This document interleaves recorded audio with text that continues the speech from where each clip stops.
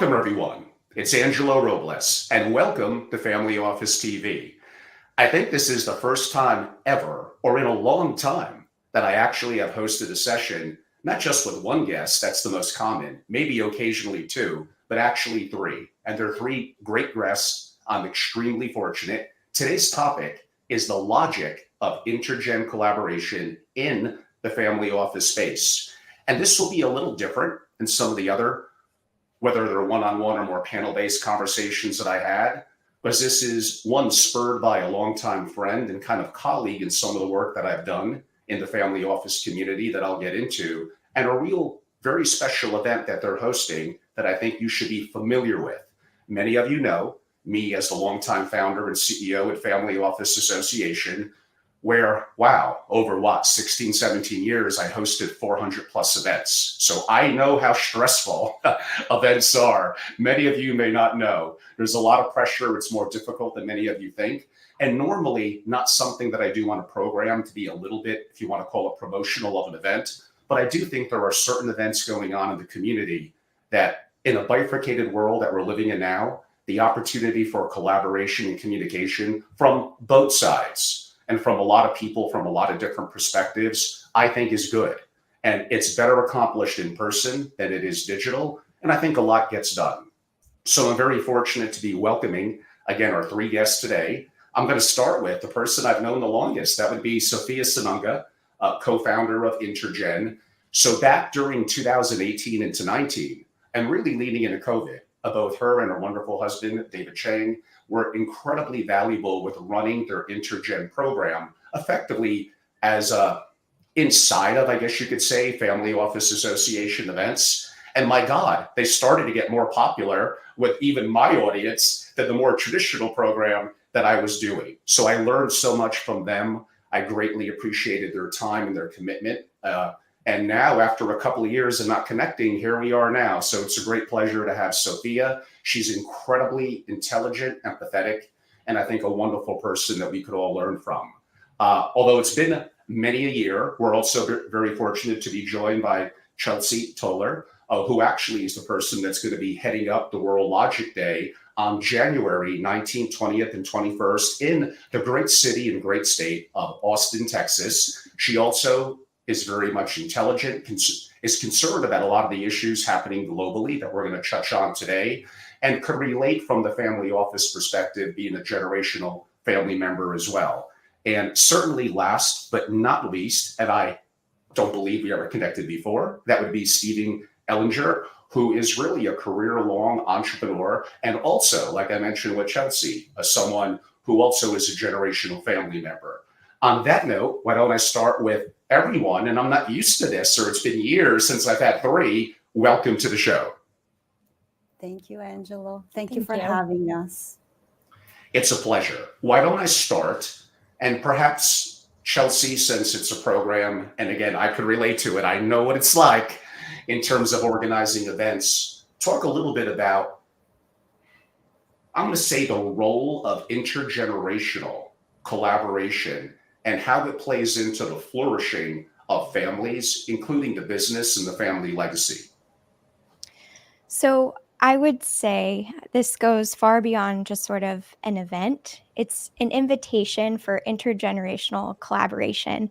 One of the things that I've seen kind of across the ecosystem and spaces is some of those challenges within families to figure out, what do we all want to support? How do we work together, especially on the family foundation side? So events like Davos or Art Basel or Nexus or the World Economic Forum, et cetera, a lot of times it's the young generation kind of siloed, and then the older generation kind of siloed. And so what I love about what Sofia and David have brought to this event and what I stand for is intergenerational impact. So how do we work together? How do we make sure that young people have a voice, but also that the older generations feel respected in their legacy and in their passions for impacting and changing the world for the better? And Sofia, because I could think back to the many programs you hosted inside the group that I founded many a year ago, and some of the great work that you did, continuing to some degree on the same question. We used to even bring in, or you would, what we would define as the elders. I don't know if I ever really liked that word because I felt like one of them. And that was years ago. Imagine now, the elders, and I guess we would call it the rising generation. How do we help each side, which probably could all be a little bit stubborn and hard-headed, to be more of an active listener and open to new ideas? Thank you for the question and the warm welcome, Orland. Angelo, I was just thinking of a good friend, Orland Bishop. That's a great name. I wish that was my first name. And to me, that's a cue in relationship too as well. Part of the answer here. There's something to hosting each other. And Orland uses this, he's developed this work around sacred hospitality that I've learned so much from. In hosting every human being, within every person, there is this amazing story, life story that's unique, right? That brings perspectives and experiences. So in a way, approaching each other with that kind of gesture and even humility, right? I feel like what we need a lot currently is intellectual humility, particularly as there are so many different aspects and different areas. Like the young people will know so much more about AI, and Steven will mention some about asset classes and amazing possibilities that are like available right now. Whereas we also need to learn from this human development and character development of these our elders, right? Or just like they just have more time on the planet learning to be human. Like, how does that go? And has that really changed? You know, there are certain things that are changing really fast, and there are certain things that are just part of the nature of being human, right? And I feel like getting close to this, really taking up interest in someone else's story and life and biography helps us break boundaries across any kind of polarity. But specifically, I feel along the lines of intergenerational conversation is really important so that we can start bridging from that, you know, that heart center instead of our minds. Our minds sometimes can kind of divide and cut and box things out to make sense of things. So I feel like that's an important approach in the empathetic and the human level. Of course. And Steven, perhaps similar question, but maybe I'll add a little twist to it. Also being a generational family member, you know what it's like to be a rising generation family member. And maybe there's even generations now that are coming that are younger. How did you kind of go through that process and kind of bridge the gap with the elders and now maybe some that are younger or teenagers and rising in the family? Well, thank you, Angelo. For me, what I see is gatherings like this, and what InterGen is bringing an opportunity to do it is to bridge that generational conversation. And in my experience, I was with a fourth generation family office previously, and that generational crossover really invited a deeper conversation, and what I heard from Sofia, a deep listening.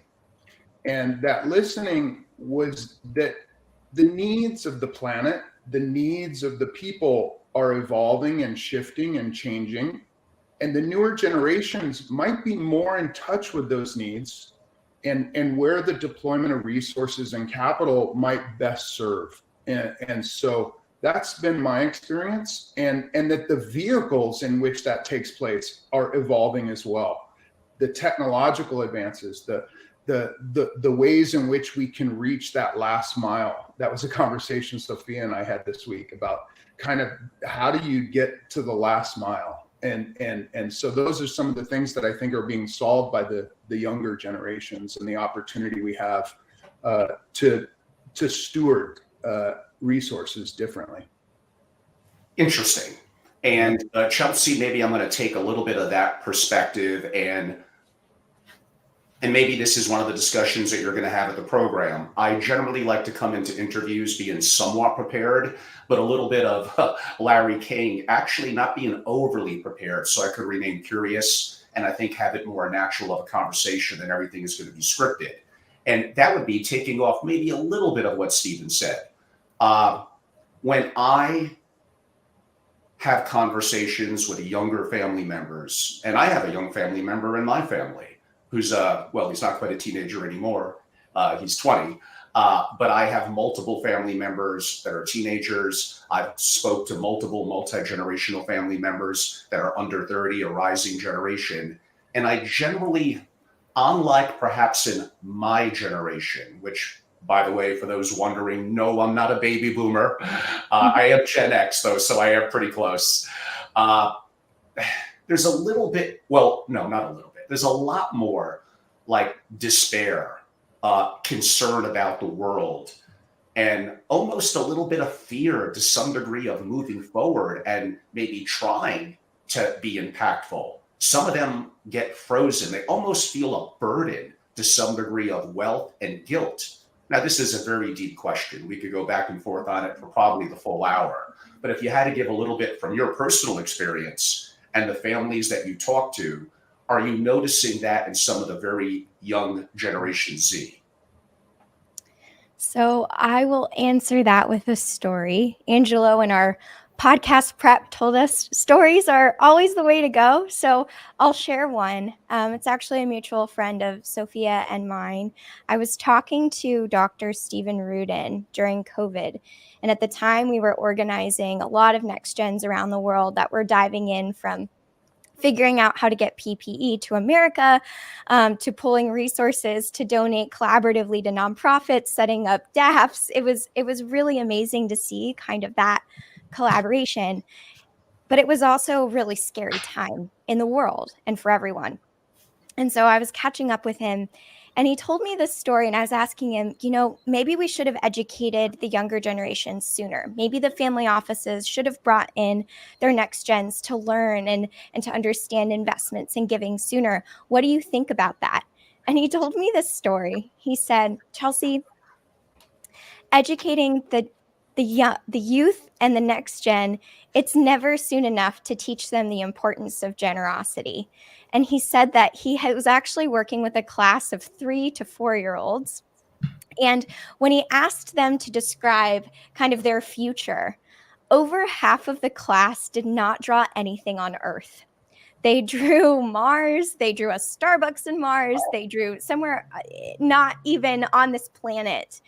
And so I think what's unique about that is they're building for a completely different future, and not having the education to make sure that they're ingrained in understanding, whether that's within their own family or other families, about, how do we best be stewards of the world?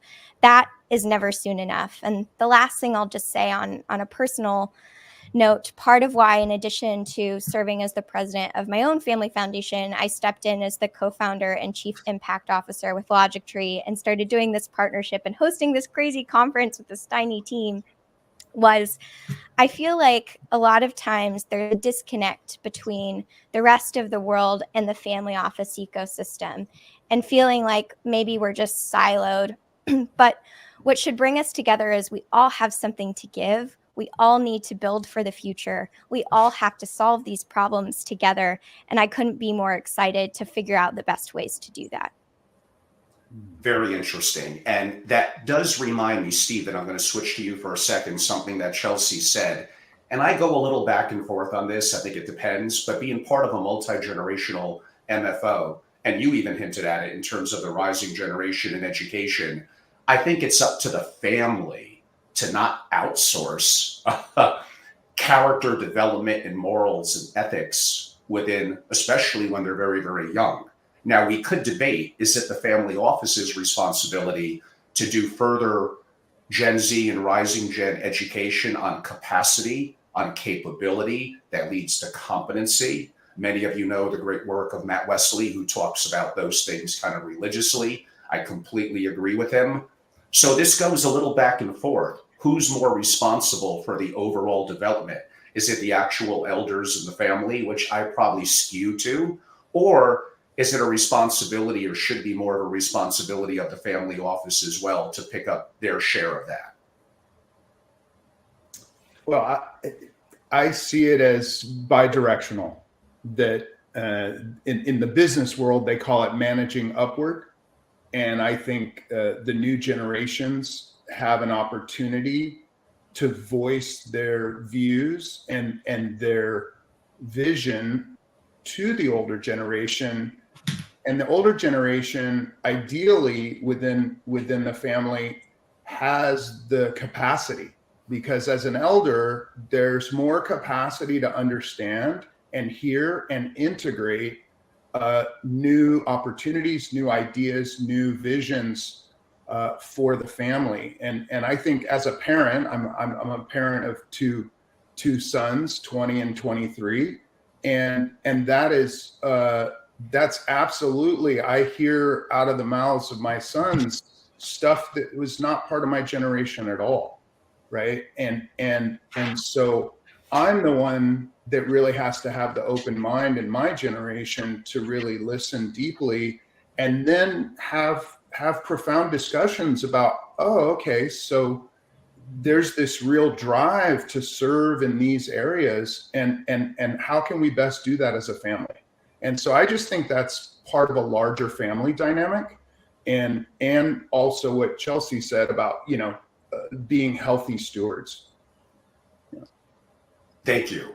And I'm going to come back to the steward question, given your generational family, Chelsea, in a second to you. But Sofia, question. How can the challenges, I guess I could also say in opportunities we face today, bring, let's go with the word, a deeper meaning, and why we're collaborating, why you're doing this, and kind of how? Thank you for the question again, Angelo. So this is our vision in a way, part of the InterGen impulse, and we were even at FOA, right, talking about the intergenerational collaboration to address the challenges of our times, Angelo. Mm-hmm.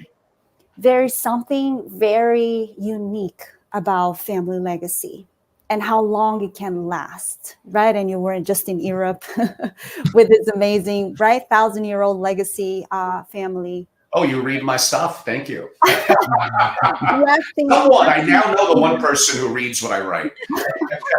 Lasting longer than companies, right? So this kind of societal unit of a family across generations has the opportunity to witness history, right? And what if this legacy, the sense of legacy, was actually coupled with this flourishing of humanity, of the planet, right? What if this legacy was actually in alignment with this meaningful impact?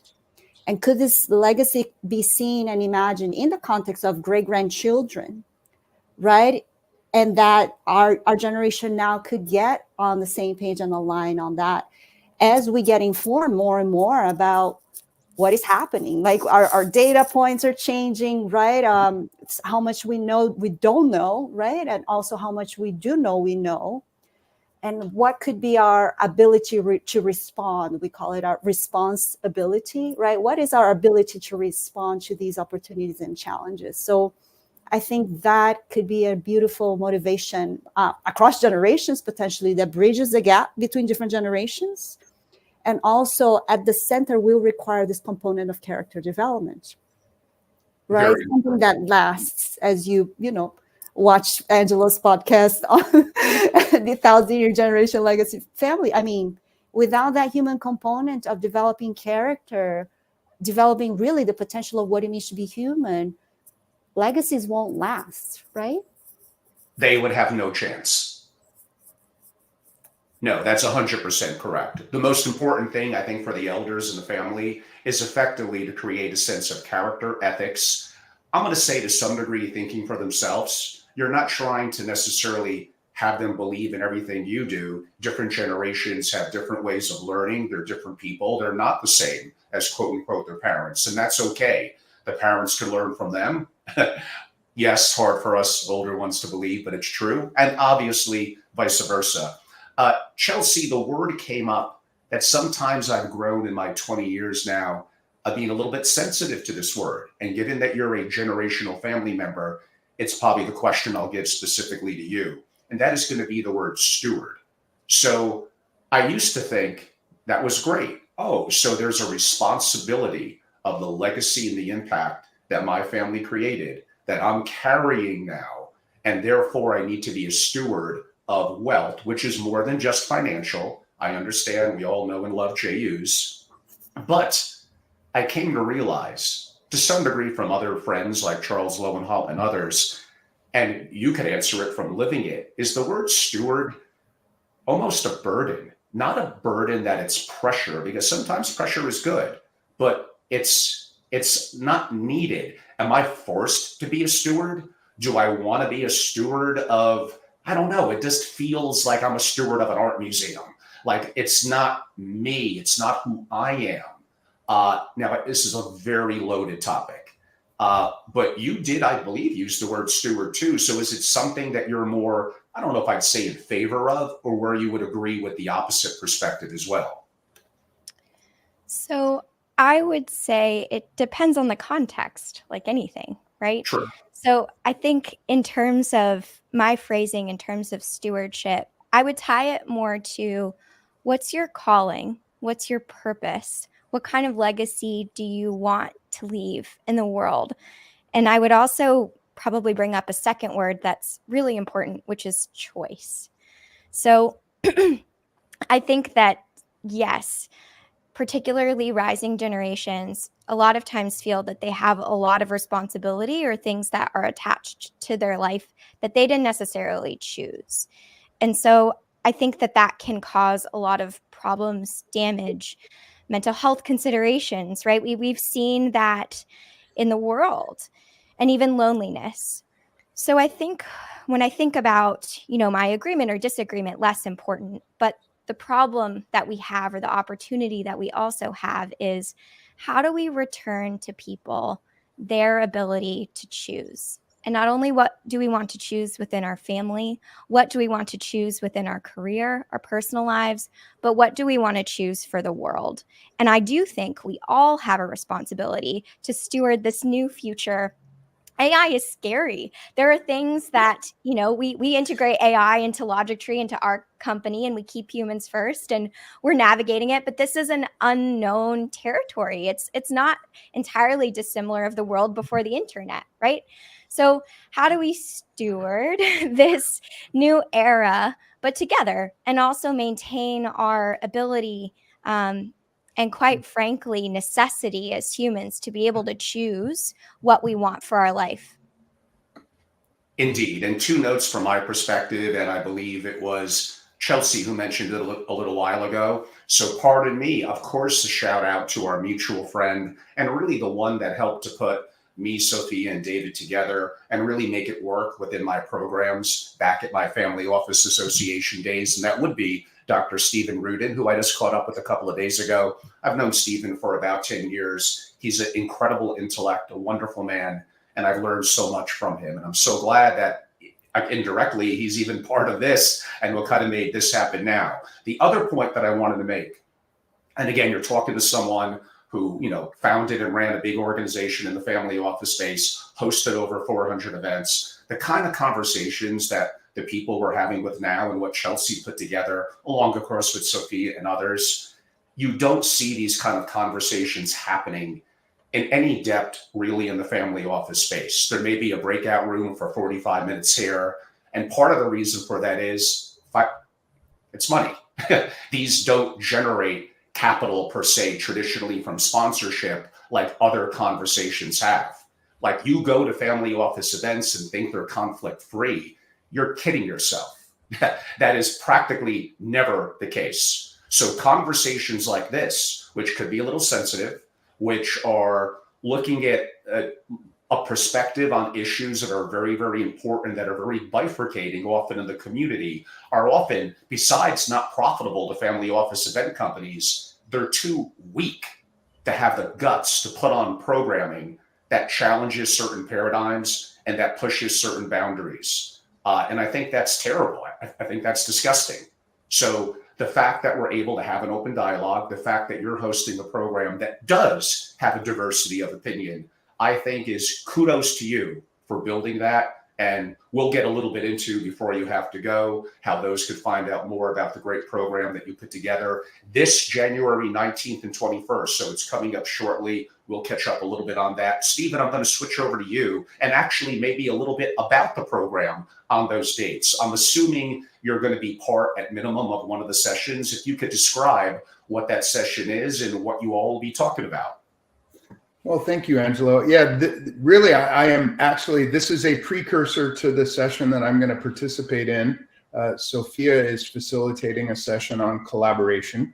And so it's really about collaboration, between family offices. And to me, that's about a shared intelligence, right? That, some families are super versed and have, legacy intelligence, like really deep intelligence over many, many generations, where there's newer family wealth that really just doesn't have that infrastructure, doesn't have that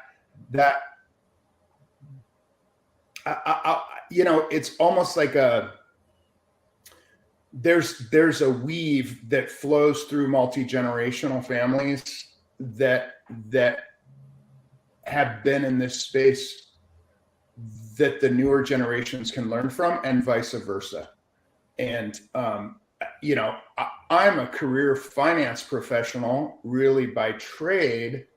And I mean, I just read a headline 2 days ago that said in 1983 there were 30,000 types of investment vehicles. Okay. Wow.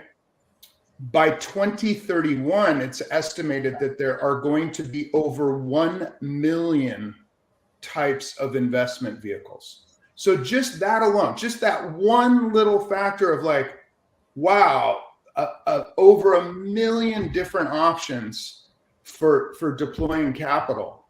What are the future generations, for just the next 10 years, what are they going to be facing in terms of choice? And Chelsea really hit that word on the head for me. And so I think that intergenerational collaboration that we're going to be speaking at the conference is so important. Just even the one factor I just mentioned. And that is, that's really near and dear to my heart. And also, I'm super passionate about the interplay between investment, philanthropy, and new business models that are starting to blend, like public-private partnership kind of blends that are starting to emerge. And I think the technological evolution that's taking place through decentralized technologies, new currency designs, all these things they're creating new canvases of possibility that are going to force families to really open their eyes to a broader possibility of how they operate, how they steward, how they engage, their next generation. All those are huge influences, that are shaping. Yeah, 100%. And those are very important topics for people to learn, cross collaborate with. And the generations in the family, the rising generation, is going to be very much interested in some of the things that we briefly and directly mentioned today: technology, AI, the rise broadly of crypto, including decentralized finance, the away from the system that to some Bitcoin and other cryptos could potentially provide. So it sounds like it's going to be a wonderful day. Continuing with that, Sofia, of course, catching my attention, I believe one of the days, if not even one of the core themes, is the logic of collaboration in the family office space. If you could elaborate a little on that, please, what that's going to look like that day.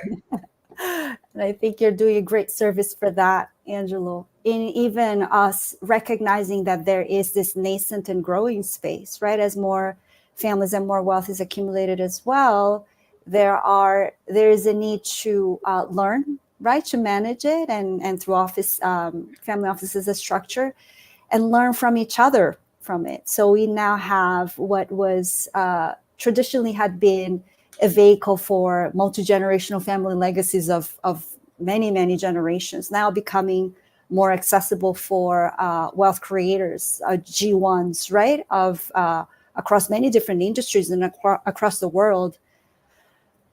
So here again, what is the logic of collaborating for that, right? Why would that make sense? And to me, again, I'll go towards this ability to respond. Like, can the family office actually be uniquely qualified to coordinate amongst itself and respond to some of these challenges?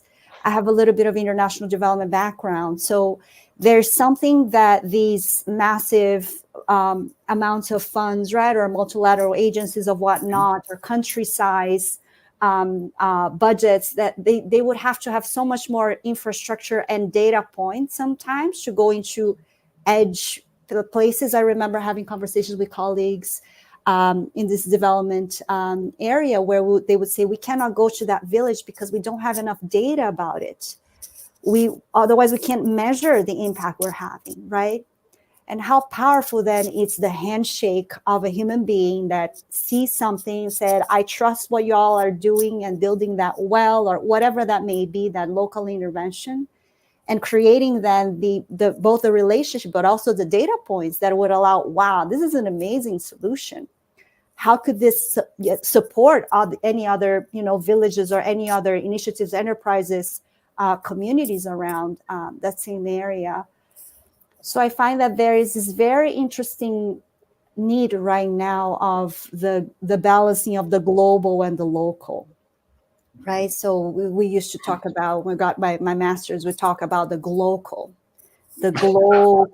concept of, and now before it was just abstract, right? But now with technology, we can, as Steven can speak a little bit more about, we can actually have this granularity of impact on the ground while having a global level of coordination, potentially maintaining privacy, right? We have the tools now. What is the mindset that's guiding those tools? That to me is also a crucial area of the collaboration. I think we must be able to speak across divides and polarities to find something that we all at least agree to be able to create as an infrastructure that can move us away from this doom and gloom kind of insight for planet and futures, or what would be, to actually a governance structure that allows different opinions to exist, but still move capital, move resources to have certain common goals and common ambitions accomplished. So I think that is kind of the largest invitation, lofty as it may seem, very possible, and the technology is in place. Now, are we having the conversations that can meet the technologies that already exist, right? And Steven, I'll come back to you with your follow-up to that on the technology angle in a couple more minutes, but because Chelsea has a little bit of a tighter time schedule as well, I may give her a back-to-back kind of final questions for her. And it indirectly relates a little bit to what Sofia said. And I think you guys mentioned this again earlier too as well. How families of wealth and success can make an impact is, of course, through charitable giving, their foundations, non-for-profits, etc. How do you correlate, Chelsea, what governments are doing? And we all know governments can be very slow. They're wickedly inefficient. I'd like to hope that families are, if nothing else, faster. Therefore, how do you see what governments are doing, good or bad, and how families can make an impact? I don't know if I'd quite say filling in the gaps, maybe even better, maybe picking up where governments are not even providing any value at all. Well, I think we kind of have to look at it as this different stakeholders within the ecosystem and the world, and who is best positioned to do what things really well to move things forward. And I also think it's important that each kind of major stakeholder or part needs to understand what's happening. So one of the things that we're really excited about is in the private invitation for a lot of the family offices and stakeholders on the 19th, we've partnered with also a mutual friend of Sofia and mine. You'll see a theme here: work with the people you trust and love and know how great they are. But Brendan, the CEO of Unify, and from, governors to locally, we're bringing in some city council members to, people that are really involved in, government affiliated or partner nonprofit organizations. We need to understand and be open to what the challenges of each stakeholder or major party are to be able to figure out who's best positioned to do what. So I think, I'm kind of high level answering it, but my general advice would be, instead of having just sort of these siloed conversations, or folks that are, for example, like say that you really know a lot about government, I would encourage you to try a family office session, or to learn about the family office ecosystem, or to, if you're a family office member, attend, we have the director of UN Global Schools coming, attend and learn about how the UN is doing SD education for faculty members around the world, right? So understand, you have the willingness to understand each other, even if you don't agree, I would say is the most important thing. Kind of the last thing, I'll just kind of touch on this a little bit. And that is with Logic Tree, we have a vision to scale the world's wisdom. And our mission is to provide global access to agency and opportunity to give everyone the power of choice. So I know I keep harping on this word, but if I had to pick one word as to why I'm doing this, it really is to give that power back to the world, to understand we have to be fearless. So Angelo, you mentioned this earlier. Why am I allowing government officials and family members that, maybe don't agree, and educators and nonprofit leaders, why are we, trying to take all of this on? And it's truly because I don't think that we have time to not remind ourselves that we have to choose to build together, and we have to choose to create impact. Yeah, I mean, I think a real challenging thing in society is basically having strong convictions and being anchored in them. And anchoring is actually a psychological thing as well. We all may skew one way or the other, and probably by nature, we're going to want to hear more people to reaffirm our perspective and our point of view because it makes us feel better. But you do not grow that way. So perhaps having strong convictions after you do research and form a thesis is fine. But maybe, as the saying goes, weakly held. I know mathematics is real. 2 + 2 is 4. Can't deny that. But I may have an opinion on a specific topic based on the information I had at that time. And now new information comes in, almost like playing poker. It changes rapidly. Therefore, I am a believer in kind of strong convictions, but quote unquote weakly held. There's nothing wrong with you changing your opinion. That does not make you a weak person. It actually makes you an intellectual person who's able to adapt. And if, what's the old saying? It's not the strongest or even the smartest. It's the capability to adapt that is going to be most important. You're going to have to leave in a couple of minutes, so I will give you a back-to-back. And it's going to relate to what you're doing at World Logic Day on January 19th through 21st in the great place of, quote-unquote, Austin, Texas. Again, I know what it's like to organize and host events, and you're putting something together that most people in the family office world, one, wouldn't touch, partially due to the financial limits and restrictions on it. And that's kind of sad, unfortunately, but that's just a reality. I'm telling people the truth. What are you looking to accomplish with the attendees? And for those that would be interested in learning more, because it's really only, a week and a half or 2 weeks away, how could they find out more? Oh, tough question. My hopes for what I want to accomplish. I'm a big dreamer. So what I want to accomplish is for us to be willing to be wrong, be fearless, be vulnerable, to be willing to build the world in the way that a lot of our time, even during COVID, didn't allow for. Human to human connection is vital. Understanding one another is vital. Do not miss out on the opportunities to, while this is lovely and screens, really sit down with someone and take the time to understand them. So my hopes for what we accomplish, we're launching a technology that we hope is best geared towards changing the world and allowing people to see that sharing their logic matters. That's on a personal front. But my hope would be that every person that is thinking of launching someone or something, or working on something, or a part of an initiative to move capital, whatever that might be for you, that you find partners, that you find connections, that you find amazing communities like InterGen, that you find the homes and the partners that you need to move your purpose and your calling forward. So that's my hope. It's a big one. All right, I like it. In terms of how to get involved, you can go to worldlogicday.com. You can actually see World Logic Day happens in 33 different countries all over the world. So you can see them on a map. Ours here in Austin is the largest gathering in the world. So we're very fortunate for that. And the last tie-in I'll give to that is Sofia's point on local and global. Chris, my co-founder and deep technologist, I am not the technical one, we partnered on this, but we could host World Logic Day anywhere in the world. But we choose Austin because it's our home. So I would also encourage people to be global, to think global, but to also give back to their own communities. That is wonderful. And I know you may still have a couple of minutes, but I wanted to make sure that we got enough time for you to get that in. I'm still going to continue, by the way, with Steven and Sofia. One comment, it was unfortunately a little too last second for me, but I do love Texas. Not quite as much as I love Wyoming, the true cowboy state, and one of my co-homes, for lack of a better word. And I didn't think properly. If it was around me now, I'd grab it. Unfortunately, it's in another room, but I could see some audience members are going to be saying, Angelo, where's your 10-gallon black Stetson cowboy hat? It's here, I promise. It's just a room away, but it would have been a good little touch given Austin, Texas, of course.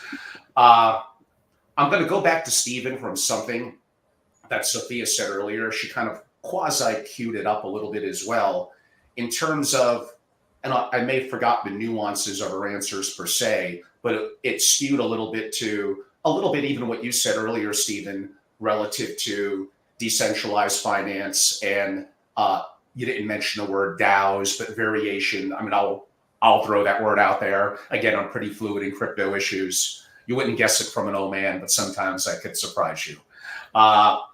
Web3, broadly speaking, how are those broadly Web3, DAOs, etc., the whole thing that falls into the community and transparency, the opportunity for not one, well, I'm getting a little deep now, but one not central point of failure. It's an opportunity of a true community. This cat is out of the bag.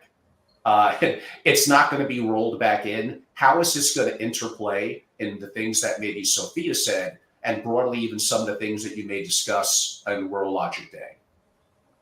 Yeah, good question. Well, I like to say a river without banks is a swamp. So, and what banks represent is infrastructure, and technology is infrastructure. And at Coventina Foundation, one of the organizations that we support is called Trust Graph. And that is a company that works on cultivating reputational trust across a network of collaborators, right? So that we can cultivate that trust all the way through the value chain, right? So if we're stewarding resource or stewarding projects to serve communities, then all the stakeholders involved in that can be part of things like Trust Graph and cultivate trust, right?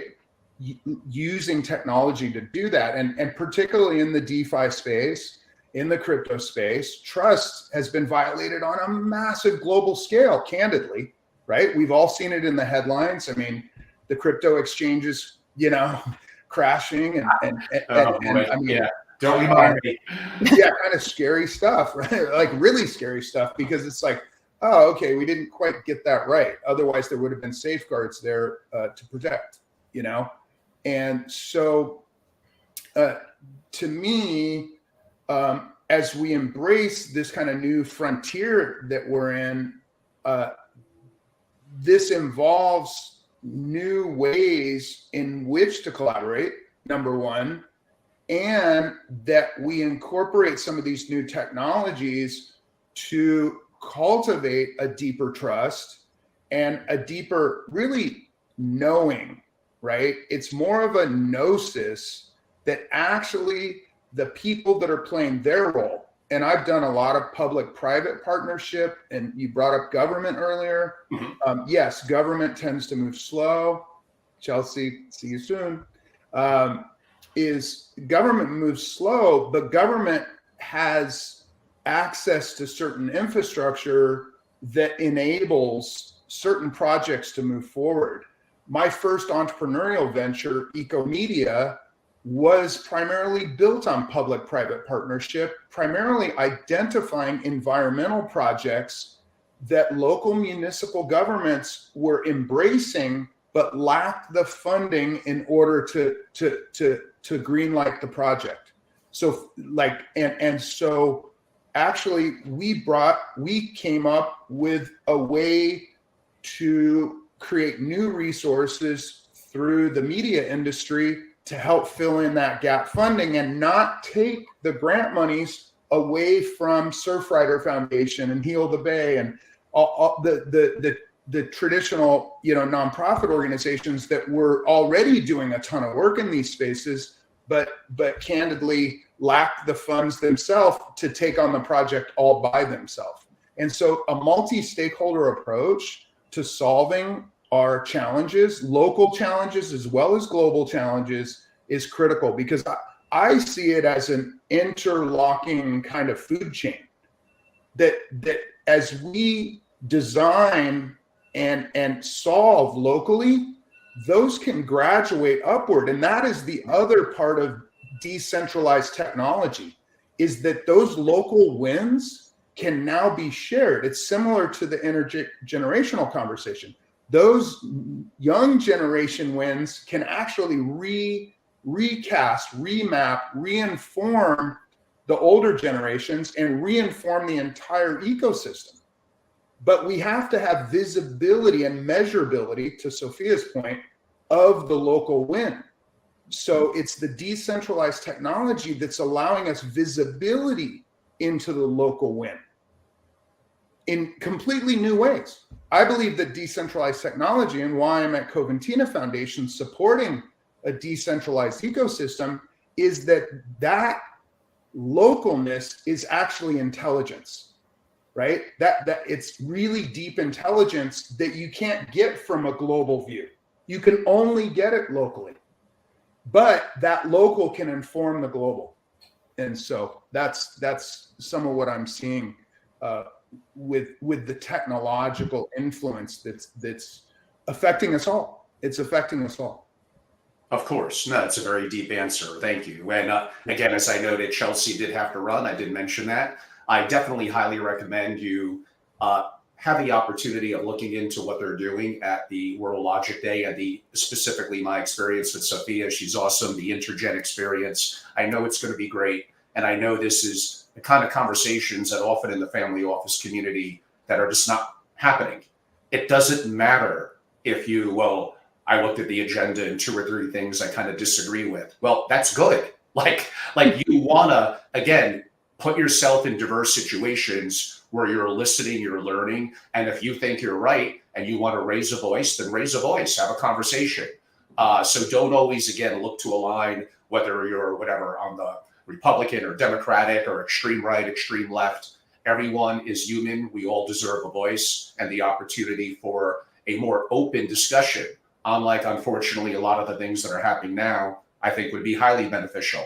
And for Chelsea, by the way, she is also on LinkedIn. You can definitely follow her. You could reach out even about the program. Her last name is spelled T as in Thomas, O-L-E-R. That's Chelsea Toler, T-O-L-E-R. So I highly recommend that you all connect at minimum on LinkedIn with all our people today and the opportunity to interact with them and to absolutely look into, inquire, and preferably you could attend the event as well. Maybe kind of a little bit of a final round, I guess you could say, for Sofia and Steven. Sofia, so part of the verbiage for the event is collaborative leadership, systemic thinking, good or bad, we'll get to that one in a second, and family flourishing. We kind of covered the first and third. We didn't do too much on systemic thinking. That tends to have a very negative connotation.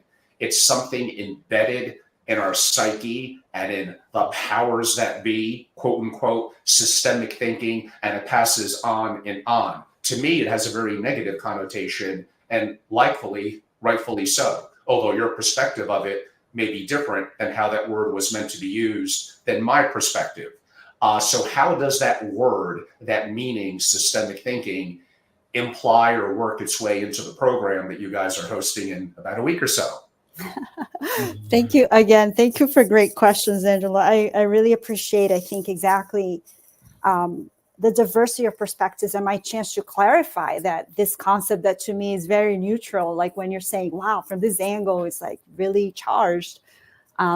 So the way that it's meant to, what it's trying to portray, it's really the shifting mindset. So when in school, I was learning Newtonian physics, right? You have solids and light and shadow and things kind of bump into each other, and understanding that the physical reality is almost like exactly like solid, right?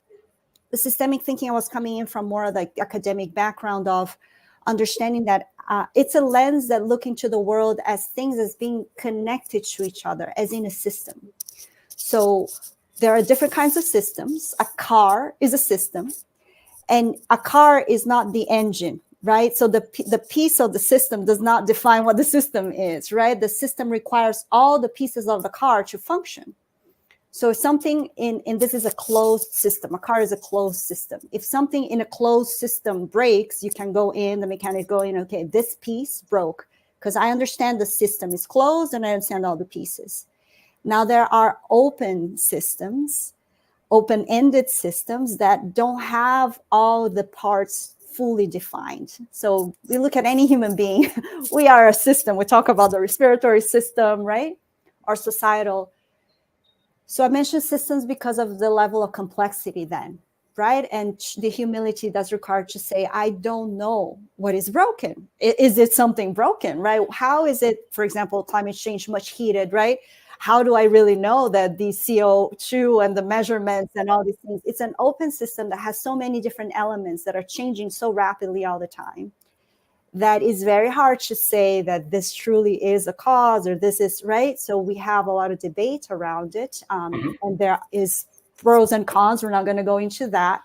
But I mentioned that the systemic thinking should come to this understanding that while this is an open-ended system, we know some parts of it. We don't know the full of it. We must be humble in a way to understand what we know, but also what we don't know. Right. So the systemic thinking was meant to inspire more of this intellectual humility, but also this, let's tackle this complex problem together. Let's tackle this open-ended challenge we're facing. We know some parts of it. Let's address what we know, and we will can together learn what we don't know. So it was more on this academic setting, if that answers the question that you posed. A very intellectual answer. I appreciate it. And perhaps my last question as we begin to wrap up to Steven, if you're looking at it from the perspective of a family principal, a rising generation, and a family principal, including executive, and whether it's a single family office or a multi-family office generational, like the one that you're noting as well, why do they want to take time out of their schedule? And whether they're in Texas, that would be more convenient, or potentially need a plane ride to travel in from around the country or potentially around the world. What value do you think they would get by interacting and being a part of the program? Is it the collision with amazing people that are going to be there? Generally, I find that people want three things within the family office world, as I call them. They want results, they want access, and they want a sense of belonging. I'm pretty confident you're going to check the box at minimum on the latter. A sense of belonging, access, meaning information you don't know that can make an impact, and connectivity to people that either you haven't seen ever or in a long time, and kind of the collisions that happen that only could happen in person at events. And that is the charm of in-person events. And perhaps both of those two things could lead to the first one, which is the ultimate, and that's results. But those are my words. I would love to hear your opinion. Yeah, thanks, Angelo. Yeah, it was said earlier, but there is something that happens when we come together in person, right? and you've been producing events for a lot of years, and particularly in the family office space. And I did postgraduate work at USC in family business and working with intergenerational issues there. And candidly, I think this really has to do with the systemic thinking that I think you were alluding to. Yes. Which is there can be this fixated kind of thinking within a family dynamic that maybe has an innate resistance to going to something like this, right? That like, I don't want to be exposed to new thinking or new ways or new opportunities. There's that, but then there's, to me, what I see in the intergenerational, the new generations want to be at these things, and they want to bring this new possibility back to their family so that they can educate and invite new connections that they've made at a conference like this, and new relationships, because shared intelligence is really where it's at. And so to me, to think that we've got it all figured out and we don't need new inputs, new insights is really a recipe for disaster. And that's why a lot of family wealth doesn't make it past the second generation. I mean, candidly, okay? Very true. Like, oh, we already know. And so that fixed thinking is the opportunity is to broaden that and to allow that legacy to continue. And so to me, that's what the opportunity is in attending, the InterGen sessions at World Logic Day next week. And I look forward to participating and meeting all those who join us. I love it. And I'm glad you mentioned with kind of the Family Business Center and the work they did at USC. I was familiar with it. I spoke to many of the professors and principals, probably more so going back about 4 or 5, 6 years ago, but they definitely do a great job. I will give a little bit from my perspective, and I'll probably leave the last word to Sofia relative to the event. But again, what I said earlier, I think this is an intriguing event, World Logic Day. It's coming up this January 19th through 21st in Austin. Unfortunately, I'm not going to be in position to go. I look hopefully forward to going to the next one and being interactive, because I get what I said before: results, access, and a sense of belonging. I don't want to agree with everyone there. I want to have a varying of opinions so I could challenge myself, so I could learn more. And I think that's how you all should be thinking as well. So the InterGen experience, I've known Sofia for years. I know it's going to be wonderful, and I know you're going to get tremendous value out of it. Again, the community is not covering it, partially due to some sensitive topics they don't have the guts to cover, and partially due to it's not financially profitable. So if you want to be part of something that, I don't know if anything's conflict-free, but that is for the most part conflict-free, then, whether you're someone in high finance or a provider, that there could be some value from engaging with the rising generation as well, to a rising generation family member, to a wealth creator, to a family office executive, you get value from the right things and the right programs. And by the way, it may cost you some money. So what? A couple of $100 for the value you get that helps to keep it mostly conflict-free? I mean, you're kidding me. So you rather go to a conference where you're getting in for free, it's sponsored up the wazoo, and you're getting bombarded by every service provider in the world, or it feels that way. You're kidding me. Like, that's ridiculous. And I know I was a part of the problem to some degree for a couple of years myself. I think I did the best job I could under the circumstance. We all have regrets. I would do some things differently, of course. But I think this is a program you should at least consider. You should absolutely, at minimal, connect with the people here today, LinkedIn, DM, reach out to them, learn more, and who knows where that could lead. So probably on that note, Sofia, I'm going to give you a little bit of the last word in terms of reiterating again a little bit about the program and how they can reach out and learn more. Sounds good, Angelo. So we have a dedicated page for Family Office. We're calling stakeholders. So there is the page that Chelsea mentioned, and there's also this page that leads into that. But our page is intergen.family/WLD for World Logic Day 2024. And there you have the full program. We're actually offering a dedicated Saturday collaborative session just amongst family office stakeholders. So what we did here was to carve out in this cross sector gathering that Chelsea has been spearheading. We said, okay, how can we bring our family office stakeholders so they're part of this conversation? They need to be here so we can learn from each other. But we said we also need to have this belonging time, right? This community time where everybody can get together with each other in the specific niche and the specific needs of the family office space. So on Friday, we will have leaders from different sectors, family office included, and we'll have panels and very hands-on workshops the whole day. That's Friday. On Saturday morning, we'll have this dedicated family office stakeholder collaborative session. That will be, again, self-selected, self-identified folks that said, okay, yeah, I'm in family office executive, I want to in, and we'll send out the invitations so that folks can attend. We'll have as well some happy hour and networking opportunities that Saturday, and dinners, again, dinner opportunities on Friday, dinner opportunities on Saturday, learning a lot from our experience at FOA, Angelo.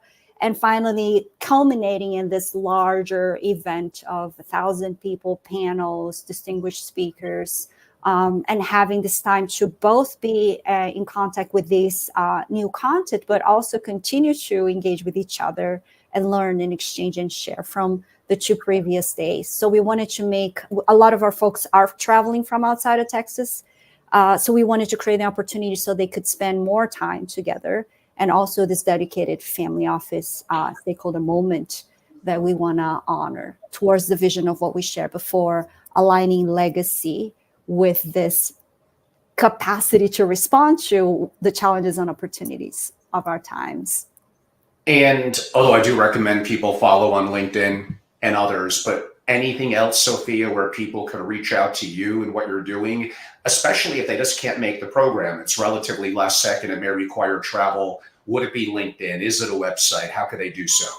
So feel free to reach out through LinkedIn. We have a LinkedIn page. It's still a little bare. We will start offering, I don't know if it's going to be monthly or bi-monthly programs online as well. And we will be in Miami, most likely, New York as well in person. We're doing a mini tour because of personal circumstances, but also the opportunity to reconnect with some folks, including Dr. Rudin in New York City. Of course. So we will be posting more. We're going to be sending out this invitation really during World Logic Day. But if folks are interested, please just feel free to reach out to the website. There is a contact page there. LinkedIn as well works perfect. And then we'll follow up with folks who reach out so that we could coordinate potentially meeting in person or inviting them for these smaller gatherings that we will be hosting in these different cities.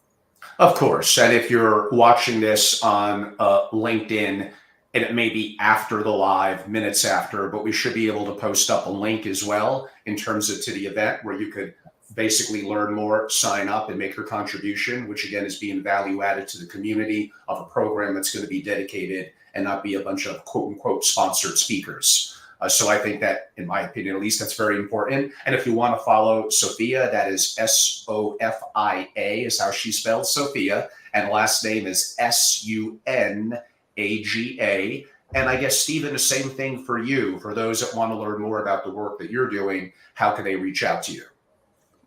Yeah, thanks. LinkedIn is a great place to connect with me as well. Coventina Foundation is currently being activated, so there's a small LinkedIn page for that, but connecting with me directly would be the easiest. Great. And that's Steven as in Steven and last name Ehlinger. I highly recommend you reach out. I definitely recommend, including to Chelsea, you got to leave a little bit early, and you have an opportunity to learn more about the program, which is really, and again, maybe if you hear this after the fact, that doesn't still stop you from reaching out to them, learning more, and seeing when the next one is and how you could be a participant. We need more conversations like this. You want to look at the agenda and say, like there may be some opposing points of view to mine, But this is how I learn. This is how I interact. And if you think you're so good on your perspective, maybe you could convince people otherwise. Try to listen and collaborate more. Stop trying to only hang out with people that only agree with you. And I fall trap to that as well. I'm not saying that I'm perfect from that perspective and speaking down to people, but hopefully this is something that will be valuable. I appreciate all of you. Chelsea, you had to leave. Sofia and Steven, everyone. I'm Angelo Robles, founder of, among other things, but Family Office TV. I hope you had a chance to enjoy this interview. You can learn more about me. Probably the easiest way is my website after simply my name. So I keep it pretty simple, angelorobles.com. Thank you all so much. And thank you to our great guests today. Thank you so much.